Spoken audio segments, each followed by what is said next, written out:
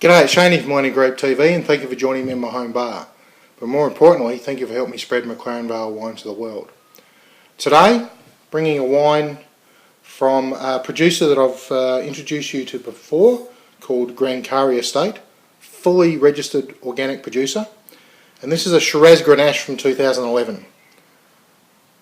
This wine for me is interesting because it's one of the first reds from McLaren Vale that I have tasted from the 2011 vintage. And 2011 vintage in McLaren Vale was pretty tricky for a lot of producers, but interestingly, from the information I'm getting, is if you had full control over your vineyard and your winemaking practices, you had a good chance of there being less issues from disease from 2011. Well, Grancari Estate certainly has that. The other thing that I'm interested, as I pour this wine, the other thing I'm interested in is the wine has been made with a slight change in philosophy. Normally Reno, who is not only the vineyard but the winemaker, is looking for those big reds. Lots of fruit character, very, very ripe, some might say too ripe, and that was why he's looking at changing the philosophy. He's pulled back a little bit. It's not unusual for his wines to be up to 16% alcohol. So in other words, a lot of sugar, a lot of ripeness when the grapes are picked. This time he's picked the grapes at about 14.5 Beaumay, which gives you about 14.5% alcohol.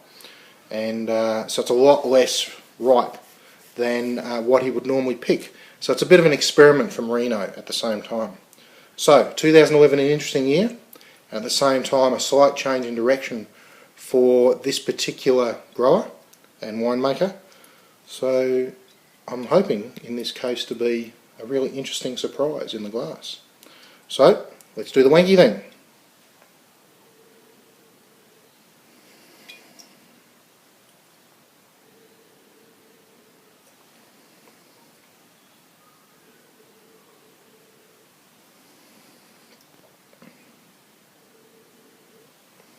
I'm getting some dark fruits in there, but from my experience drinking Grancari Estate wines, it seems lighter on the nose. Yes, I have some information, so maybe I'm biased, but it does seem a little lighter on the nose.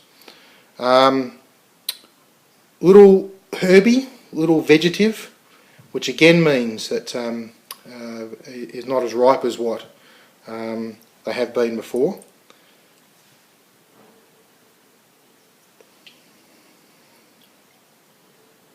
Getting a bit of blackberry, a bit of plum, so the standard things I suppose you'd call for McLaren Vale Shiraz. But the Shiraz is is the major component in this wine. It's a Shiraz Grenache.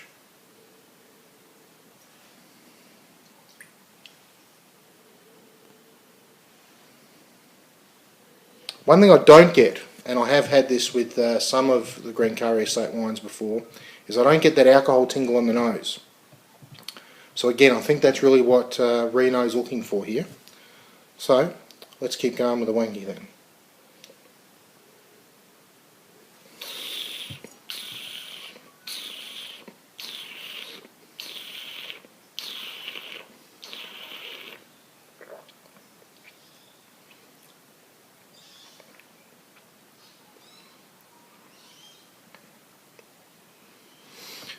Definite fruit characteristics.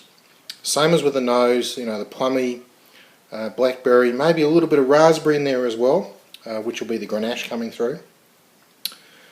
And that's on the front of the palate.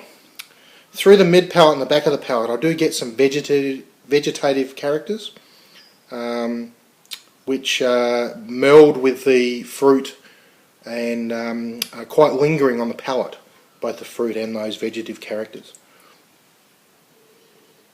I suggest that a number of people who don't like those vegetative characters might not like this wine, but it is definitely lighter than the wines I've tasted before from Reno. I'm going to have another try.